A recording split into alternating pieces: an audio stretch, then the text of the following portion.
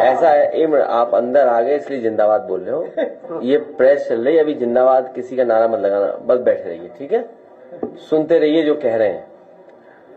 बहुत शुक्रिया, आप सबका इस्तकबाल है समाजवादी पार्टी के कार्यालय में, और हम सब आपका स्वागत करते हैं। तमाम प्रेस और मीडिया के साथी हैं, फोटोग्राफर्स हैं, जर्नलिस्ट हैं, साथ में जो बाहर से साथी लोग आए हैं, समाजवादी सिपाही आए हैं। इसमें मंच पर बैठे हुए राष्ट्रीय अध्यक्ष अखिलेश जी, राजेंद्र चौधरी जी, किरण नंदा जी, हमारे गुरु जी उदय प्रताप सिंह जी, और तमाम सारे मेहमान जो यहाँ पर मौजूद हैं। आज का दिन बहुत महत्वपूर्ण है, राष्ट्रीय युवा दिवस के नाम से जाना जाता है। और युवाओं के बारे में आप जानते हैं कि सबसे बड़ी चुनौती इस समय देश फेस कर रहा है। जिस तरह की बेरोजगारी है, जिस तरह के सुसाइड्स हो रहे हैं, जिस तरीके की अवसाद, डिप्रेशन में जा रहा है इस देश का यूथ, ऐसे में विवेकानंद जी की जयंती पर, जिसे राष्ट्रीय युवा दिवस के नाम से जाना जाता है, हम सब इकट्ठा हुए हैं। हम सब आज ही नहीं इकट्ठा हुए हैं, पहली बार नहीं इकट्ठा हुए हैं। 12 जनवरी विवेकानंद जयंती पर हर साल समाजवादी पार्टी की ओर से एक कैलेंडर लॉन्च होता है, लेकिन ये कैलेंडर सिर्फ एक नॉर्मल कैलेंडर नहीं होता है जिसमें डेट्स होती हैं। एक किस्म का प्लानर होता है, एक किस्म का विजन होता है, और आप सब इसके गवाह रहे हैं पिछले 2-3 सालों से। खुशी की बात यह है कि ये वो दौर है, आप हमारे बीच में, हम लोग तमाम लोग जो पार्टी के हमदर्द हैं, हमने देखा कि पिछले चुनाव में जब कैलेंडर जनवरी में लॉन्च हुआ था, और जनवरी में ही कैलेंडर में 4-5 जगहों पे सीधा सीधा जो स्टेटमेंट आया था कि संविधान का मुद्दा सबसे बड़ा मुद्दा है, जबकि पूरे देश में कोई नोटिस नहीं कर रहा था कि ये मुद्दा बनने जा रहा है। पिछले साल का कैलेंडर जिनके पास है आप देख सकते हैं, जनवरी में इसकी सुगबुगाहट भी नहीं थी, और एजेंडा कुछ और हो रहा था। 22 जनवरी को राम मंदिर का शिलान्यास, वो प्राण प्रतिष्ठा होनी थी, पूरा देश एक तरफ जा रहा था, लेकिन कैलेंडर में दर्ज था कि इस देश की आम आवाम संविधान और लोकतंत्र की रक्षा के लिए एकजुट है, और संविधान का मुद्दा सबसे बड़ा मुद्दा बनने जा रहा है। और लोकसभा चुनावों ने इस हमारे अखिलेश यादव के विजन को सही साबित किया था, और उसके बाद से ही तमाम सरकारों की बेचैनी बढ़ चुकी है। इसके पहले, उस घटना के बाद, एक बहुत विपक्षियों ने एक पूरा तैयारी करी, और जो दलित, पिछड़ा, अल्पसंख्यक, महिलाओं की और वर्किंग क्लास की जो यूनिटी स्टैब्लिश हो रही थी, उसको डैमेज करने के लिए, उसको तोड़ने के लिए अपार पैसा इस्तेमाल हो रहा है और ताकत इस्तेमाल हो रही है, जिसके लिए इस देश को अगर दोबारा, इस देश की आवाम को तोड़ना भी पड़े तो कोई चिंता नहीं है। अभी 4-5 दिन, 6 दिन पहले, इसी जनवरी में सावित्रीबाई फुले का जन्मदिन होता है, और उस पर एक झूठा एलिगेशन लगाया गया कि अखिलेश जी ने उनको भूल गए, जबकि 2023 के कैलेंडर में वो भी यहाँ पे मौजूद है। पहले पेज पर जनवरी में सावित्रीबाई फुले और फातिमा शेख की तस्वीरों के साथ दर्ज था, और अखिलेश जी ने ट्वीट भी किया था। तो ये हम लोग इसलिए बता रहे हैं कि इस महत्वपूर्ण दिन पर आज भी विवेकानंद जी जिस तरीके से उनको याद किया जाना चाहिए, उसके लिए जरूरी है कि हम सब एक बराबरी की दुनिया की ओर आगे बढ़ें। विवेकानंद के कोट के साथ 12 जनवरी को हम लोग उन्हें श्रद्धांजलि देते हुए, उन्हें याद करते हुए, सिर्फ उनके कपड़ों के रंग को नहीं, बल्कि उनके विचार, उनके जीवन शैली और उनके विचारों के साथ इस कैलेंडर को लॉन्च करेंगे अभी हमारे राष्ट्रीय अध्यक्ष जी। उनके पहला कोट इसमें लिखा है कैलेंडर में, राष्ट्र का गौरव महलों में सुरक्षित नहीं रह सकता, हमें झोपड़ियों की दशा भी सुधारनी होगी। यदि गरीबों एवं शूद्रों को दीनहीन ही रखा गया तो देश और समाज का कोई कल्याण नहीं हो सकता। ये बात विवेकानंद जी ने कही थी, जो अपने आप को समाजवादी भी कहते थे। और इसी के साथ इसी जनवरी में सुभाष चंद्र बोस को भी याद करने की जरूरत है, और उनका लिखा हुआ कोट है कि सच्चे समाजवादी को साम्राज्यवादी विरोधी भूमिका निभानी होगी, देश में समाजवाद की स्थापना करना अगला दायित्व होगा। तो आज तमाम पुरखे हमारे जो संत परंपरा से आते हैं, जो तमाम फ्रीडम स्ट्रगल से निकल के आते हैं, चाहे वो हिंदुस्तान सोशलिस्ट रिपब्लिकन एसोसिएशन रही हो, बिस्मिल अशफाक से लेकर भगत सिंह की परंपरा रही हो, उन सबको समेटे हुए विवेकानंद जयंती पर हम इस कैलेंडर को राष्ट्रीय अध्यक्ष के मार्फत आप सबके बीच लेकर आ रहे हैं। बस इससे ज्यादा बातें अभी नहीं कहेंगे। इस कैलेंडर में तमाम लोग शामिल रहते हैं, हिमांशु जैसे रिसर्च स्कॉलर हैं, विपिन हैं, पीयूष हैं, ये लोग मेहनत करते हैं, और हम आपसे फीडबैक चाहते हैं ताकि हम इस समाज को सही दिशा देने में क्या भूमिका अदा कर सकते हैं। ये मीडिया के लोग भी हमें आगे सजेस्ट कर सकते हैं, जो हमारे जनता के बीच में काम कर रहे हैं वो भी करेंगे। और उम्मीद है कि इसमें लिखी जो अखिलेश जी जो बातें रखते हैं, जिस तरह के समझाते हैं, उसी विजन के तहत हम लोग उत्तर प्रदेश में एक बेहतर माहौल बनाने की ओर आगे बढ़ सकेंगे। जिस तरीके से नफरत हावी हो रही है, जिस तरह से पीस खत्म हो रही है, उसको लेकर कुछ ना कुछ जरूर किया जाएगा और शायद इसकी शुरुआत बहुत जल्द होने जा रही है। मैं इन्हीं बातों के साथ आपका एक बार फिर इस्तकबाल करता हूं और सभी की ओर से मैं आशीष से रिक्वेस्ट करता हूं एक सॉन्ग चला दें और हम लोग उसके पहले विवेकानंद जी को एक नमन करते हैं, श्रद्धांजलि देते हैं, उन्हें प्रणाम करते हैं कि उनकी लेखकी क्षमता से, उनके भाषणों से हम सबको आगे की दिशा मिलती रहेगी। बहुत बहुत धन्यवाद।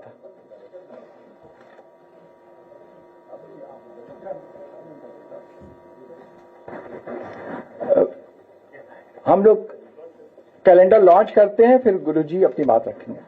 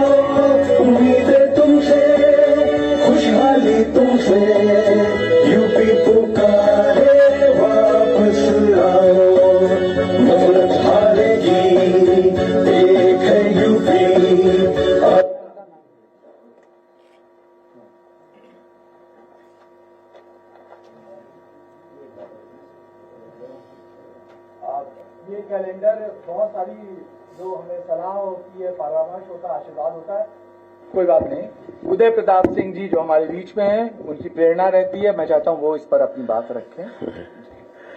सबसे पहले तो मैं आज विवेकानंद जी का जन्मदिन है और यूथ डे के नाम से पूरे दुनिया में मनाया जाता है और उसकी सबको बधाई देता हूं। और दूसरी बधाई मैं दीपक कबीर जी को और उनकी पूरी टीम को देता हूं, जो हर साल नेताजी के नाम पर ये कैलेंडर प्रकाशित करते हैं। ये कैलेंडर अपने आप में एक बड़ा एक नया विचार है। इसमें क्या करते हैं कि जो भी महीने में जो महापुरुष हुए हैं, जो समाजवादी थे या जो आम आदमी की सोचते थे, उनकी बारे में उसमें बताया जाता है। मैं समझता हूं कि विवेकानंद जी, एक जगह रोला ने जो विवेकानंद जी पर किताब लिखी है, उसमें उन्होंने कहा है कि he was the great teacher of India.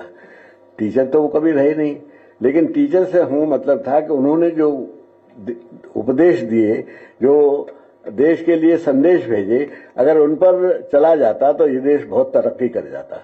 बहुत पहले उन्होंने अपने आप को वो समाजवादी कहते थे। समाजवादी का अर्थ उस वक्त तो समाजवादी की विचारधारा, समाजवादी पार्टी तो 1948 में नाम से आए, लेकिन भगत सिंह भी अपने को समाजवादी कहते थे, नेताजी सुभाष चंद्र बोस अपने को समाजवादी कहते थे, विवेकानंद जी अपने समाजवाद का अर्थ क्या है कि जो समाज में जो प्रगति होती है, जो सत्ता है, जो संपत्ति है, जो सम्मान है, उसका बंटवारा बराबर जहां तक हो सके हो यही कहता है। ये विवेकानंद जी ने कहा। अब विवेकानंद जी ने तब कहा था कि जो पिछड़ी जातियां हैं, जो छोटी जातियां हैं, जो वंचित लोग हैं, इनको इनके अधिकार वापस कर दो, वरना ये अपने जबरदस्ती छीनेंगे, तब बड़े लोगों को तकलीफ होगी। अब जब हमने अखिलेश जी के विजन ये है कि हमने जो पीडीए बनाया उसमें हम सब जितने भी सवर्ण लोग हैं उनका सम्मान करते हैं। आदर ऐसी चीज नहीं है कि उनको दे दिया तो अब बाकी के लिए नहीं बचा, लेकिन जिनको सम्मान नहीं मिला है उनको भी सम्मान मिलना चाहिए। इसमें उनका बड़े लोगों का कोई असम्मान नहीं है। और मैं तो हमेशा कहा करता हूं कि संविधान सभा में कितने लोग पिछड़े थे, कितने लोग दलित थे। अम्बेडकर जी को छोड़ दें, एक दो और को छोड़ दें, तो सारे वो लोग थे जो सवर्ण थे, लेकिन वो जागे हुए लोग थे, वो देशभक्त थे, वो जानकार थे, वो ज्ञानवान थे। उन्हें मालूम था कि देश में जब तक मुख्य धारा से इन सबको नहीं जोड़ा जाएगा तब तक ये देश बड़ा देश नहीं बन सकता है। हमारे ऊपर इतने हमले हुए, हम कभी नहीं जीते। क्यों नहीं जीते? क्योंकि सबको अधिकार बराबर नहीं थे। ये बातें विवेकानंद जी ने भी कही हैं। विवेकानंद जी ने एक स्पीच दी थी, शिकागो में दी थी, वो तो अलग थी ही। उसमें तो उन्होंने कहा था पहले कि हिंदू धर्म से ज्यादा उदार धर्म कोई है जिसमें सबको समाहित करने का, सबको साथ लेके चलने का। जो उन्होंने पहला ये कहा my brothers and sisters of America, तो इतनी तालियां बजी। क्यों बजी? क्योंकि उसमें वो मैसेज था वसुधैव कुटुंबकम वाला। तो मैं ज्यादा नहीं बोलूंगा, मैं सिर्फ इतना चाहता हूं कि यूथ डे के रूप में आज हमारे देश का जो यूथ है वो सबसे ज्यादा निराशा में है, सबसे ज्यादा बेरोजगार है, सबसे ज्यादा संघर्षरत है। ऐसे में विवेकानंद जी ने ये कहा था कि कोशिशें बराबर जारी रहनी चाहिए, नाकामियों के बावजूद।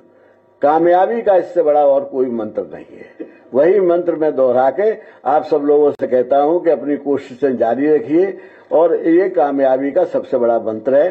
चाहे नाकामी कितनी ही मिले, लेकिन कोशिशें जारी रहनी चाहिए। इन्हीं शब्दों के साथ मैं विवेकानंद जी को श्रद्धांजलि देता हूं।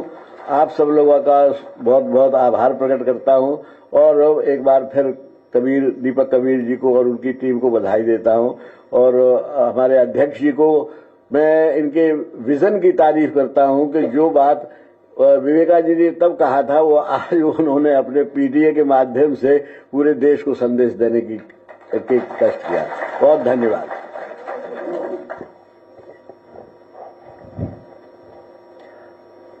मैं सबसे पहले प्रेस के साथियों का धन्यवाद देता हूं कि अभी अभी जब जानकारी दी उसके बाद भी आप सब लोग यहाँ मौजूद हैं। मैं अपने सभी प्रेस के साथियों का बहुत बहुत धन्यवाद। साथ ही साथ दीपक कबीर जी को बहुत बधाई कि जो नेशनल यूथ डे के दिन न केवल हम सबको यहां पर इकट्ठा करते हैं, बल्कि स्वामी विवेकानंद जी को याद भी करते हैं। जहां हम सब लोग बैठ करके याद कर रहे हैं, आदरणीय उदय प्रताप सिंह जी ने जो बातें रखी हैं कि पहले ही भाषण में जो उन्होंने बात स्वामी विवेकानंद जी ने कहा कि हम उस देश से आते हैं जिस देश ने हमें सिखाया है कि टॉलरेंस क्या है, यूनिवर्सल एक्सेप्टेंस क्या है। हमारा समाज, हमारा धर्म हमें टॉलरेंस सिखाता है, वहीं यूनिवर्सल एक्सेप्टेंस है। अगर कोई भी धर्म का यहां आया, किसी भी विचार को लेकर आया, भारत के लोगों ने उसे एक्सेप्ट कर लिया। अगर उनके जीवन के बारे में जब हम लोग पढ़ते हैं, जहां आज ही की तारीख में उनका जन्म हुआ था 1863 में, परिवार, उनके भाई, और जो सबसे ज्यादा इन्फ्लुएंस किया उनके जीवन को, जहां वो पढ़े, कलकत्ता से लेकर के और जो आसपास उनके लोग थे, और वहां की जो कलकत्ता के जिस इंस्टीट्यूशन में पढ़े वहां से इन्फ्लुएंस हुए। रामकृष्ण परमहंस उनके शिष्य बनकर के भारत का परिचय दुनिया में उन्होंने सबसे पहले दिया। इतना परिचय भारत का उस समय पर किसी और लीडर ने नहीं दिया होगा, किसी और स्वामी या संत गुरु ने नहीं दिया होगा जो स्वामी विवेकानंद जी ने दिया। आज भी हम उनके जो कोट हैं, उनकी जो बातें हैं, वो न केवल हम लोगों को रास्ता दिखाती हैं, बल्कि प्रेरणा भी वहां से मिलती है।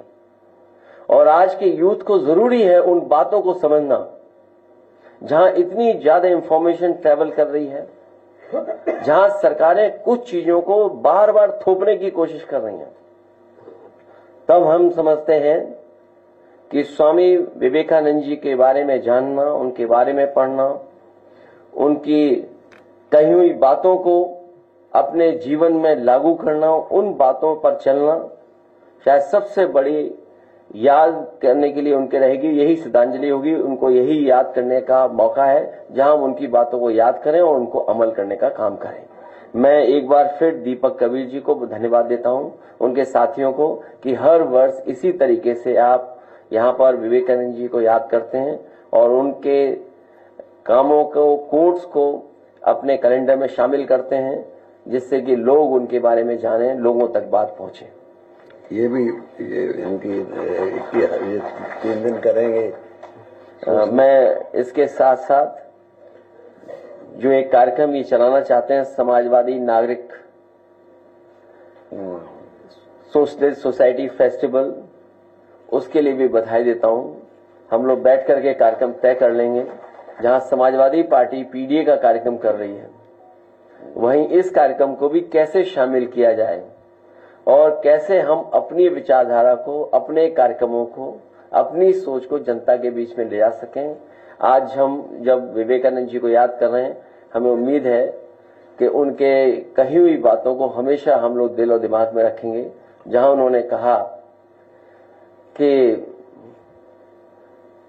धर्म से ज्यादा हमें रोटी की जरूरत है देश के लोगों को, और जो गरीब हैं उनको धार्मिक बातें समझाना शायद गलत होगा आज के समय में। कन्नौज में बनने से पहले काफी जो है लोग पिछले दिनों जो आपके सहयोगी दल है विद्यालय के, उनके जिस तरह से बयान आ रहे हैं, जिसमें फारूक अब्दुल्ला साहब है, संजय राव साहब है, इन लोगों के जो बयान आ रहे हैं, क्या ये लग रहा है कि विद्यालय टूट रहा है? मैं कन्नौज में जो घटना हुई है, हम और आप लोग रेलवे स्टेशंस को अगर देखें तो जो अंग्रेजों के जमाने के बने हैं वो आज भी वैसे ही के वैसे मजबूत दिखाई दे रहे हैं। आज भी उनमें कुछ बिगड़ा नहीं है। अगर हम उन्हीं स्टेशनों को आज के समय की परिस्थितियों के हिसाब से रिस्टोर कर दें तो शायद और अच्छे हमारे रेलवे स्टेशन दिखेंगे। जो कन्नौज में रेलवे स्टेशन या उसकी शटरिंग या जो बनते समय चीजें गिरी हैं, जिसकी वजह से बड़े पैमाने पर मजदूर दबे, भगवान की कृपा है कि किसी की अभी तक जान नहीं गई है। हमें उम्मीद है कि सरकार पूरा इलाज कराएगी। उन परिवारों की मदद की घोषणा की है, कम की है, और करनी चाहिए। साथ ही साथ सरकार को यह भी देखना चाहिए कि आखिरकार ठेके में कौन लोग शामिल थे। ये उत्तर प्रदेश में नई संस्कृति शुरू हुई है जहां ठेके को आउटसोर्स और फिर आउटसोर्स, और फिर बीजेपी के नेताओं का दबाव।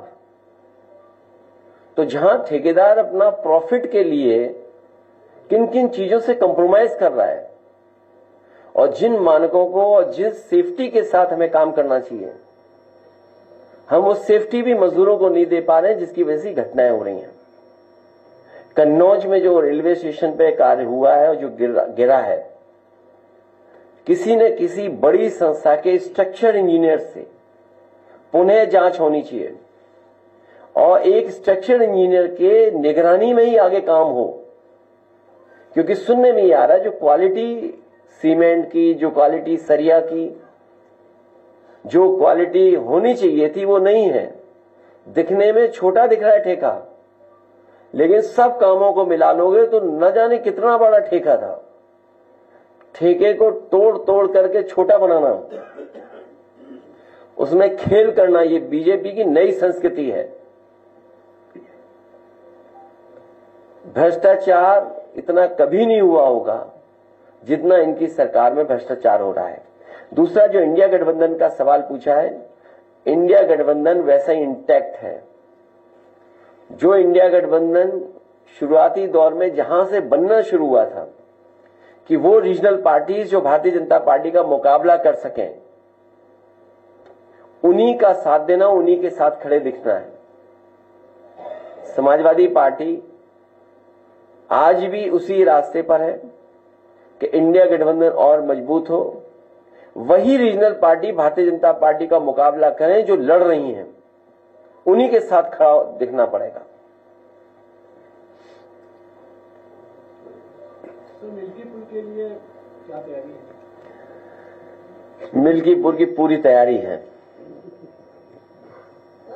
अयोध्या का चुनाव भारतीय जनता पार्टी फिर एक बार हारेगी। इसलिए हारेगी कि कई अखबार, टीवी चैनल यही कह रहे हैं कि समीकरण तो समाजवादी पार्टी के पक्ष में ही है। जब टीवी चैनल, अखबार बोलने लगे, मैं आपसे भी कहूंगा कि ऐसा मत न्यूज चलाइए, इसलिए न्यूज मत चलाइए क्योंकि बीजेपी पुलिस लगा देगी। मेरी आपसे हाथ जोड़ के निवेदन है कि 7 चुनाव तो लूटे उन्होंने, इसीलिए सुप्रीम कोर्ट में भी बात चली गई है और इलेक्शन कमीशन ने भी वो डिजिटल जो रिकॉर्डिंग्स हैं, डिजिटल जो चीजें उनको देने मना कर दिया। वो इसीलिए क्योंकि एक ही मशीन पर बार बार पुलिस के लोगों ने बटन दबाई थी। अगर आपको याद हो, इसी हॉल में मैंने कहा था कि अगर फॉरेंसिक जांच हो मशीनों की, बटन की, तो आपको जानकारी हो जाएगी कि एक ही व्यक्ति ने बटन दबाई होगी। और हमने, आपने वो तस्वीरें भी देखी, वो वीडियो देखा जहां पुलिस का एक अधिकारी महिलाओं को रोक रहा था, लेकिन महिलाएं डरी नहीं थी। वो बहादुर महिलाएं वोट डालने के लिए लगातार उन पुलिस वालों से लड़ रही थी। आप बोले ना बोले, हालांकि बहुत सी जगह आप लोग नहीं बोलते हैं, कोई बात नहीं, लेकिन आप भी सच्चाई जानते हैं कि कितना दबाव था अधिकारियों पर। जो अधिकारी बेईमानी कर रहे थे, वो अधिकारी कह रहे थे हम क्या करें, मजबूरी है। तो मिल्कीपुर का चुनाव जनता समाजवादियों को जिताने जा रही है। बस आपसे निवेदन है कि आप हमारी बड़ाई मत करना। 5 मंत्रियों को लगाई गई है ड्यूटी वहां पर, अभी 5 मंत्री। अगर आप विभाग देखोगे उन मंत्रियों का, वो सब लूटने वाले लोग हैं, विभाग लूटे हैं। आप बताइए किस विभाग में नहीं आ रही हैं शिकायतें, किस विभाग में शिकायतें नहीं? 14 तारीख से कुंभ शुरू हो रहा था, जा रहे हैं कि नहीं जा रहे? मैं हमेशा गया हूं और अगर आप कहो तो तमाम वो पिक्चर्स मैं शेयर कर सकता हूं आपसे, जिसमें समय समय पे मैंने गंगा में स्नान लिया है। कम से कम वो भी शेयर करें जो दूसरों को कह रहे हैं कि गंगा में नहाओ। और कुंभ में जाने की जो परंपरा है, वो कई मायनों में कई तरीके से परंपराएं हैं। कुछ लोग गंगा स्नान इसलिए करने जाते हैं पुण्य के लिए, कुछ दान के लिए जाते हैं, और कुछ लोग जो पाप करते हैं अपने पाप धोने जाते हैं। तो हम लोग पुण्य के लिए जाएंगे और दान के लिए जाएंगे। तस्वीर लगा दी गई है सर वहाँ पे, अभी लोग का सवाल है। लखीमपुर खीरी में रामचंद्र मौर्य की पुलिस हिरासत में मौत हो गई, उसको लेकर के पीपी सिंह जो वहाँ के सीओ से दोहरा है, उन पर कोई कार्रवाई नहीं, बहुत उल्टा सीधा बोला परिवार ने। मुझे याद है ये घटना कुछ दिन पहले हुई है, और जब मुझे वो वीडियो मिला तो मैंने वीडियो शेयर भी किया था। एक पुलिस अधिकारी इस तरह की भाषा नहीं बोल सकता। ये वही जिला है जिस जिले में एक विधायक जी को ठोका गया था, और किसने पीटा था? ये पीडीए परिवार के साथ इसी तरह का व्यवहार इस सरकार में बहुत दिनों से हो रहा है। ये पीडीए परिवार के लोग बहुत अपमानित हो रहे हैं। इसलिए मैंने ये भी कहा कि पीड़ित, दुखी, अपमानित लोग पीडीए के साथ खड़े दिखाई दे रहे हैं। जो मौर्या के साथ घटना हुई है पुलिस की वजह से हुई है, और ऐसे अधिकारियों को अगर दंडित नहीं करती है सरकार, तो इसका मतलब सरकार जातिवादी है और सरकार जातिवादी को बढ़ावा दे रही है। क्योंकि इस तरह की भाषा इस्तेमाल करने के बाद भी अगर कोई कार्रवाई नहीं हो रही है, इसका मतलब है भारतीय जनता पार्टी, उनकी सरकार में बैठे हुए लोग जातिवाद को बढ़ावा दे रहे हैं। अगर मिल्कीपुर में भी कुंदरकी और रामपुर की तरह गन पॉइंट पे वोटर्स को रोका गया तो उसके लिए क्या तैयारी है? ये सवाल बड़ा है। हम अपने कार्यकर्ताओं से कहेंगे कि अपने मन में ये बात रखें और उस समय जो फैसला ले सकते हैं फैसला लीजिए। तो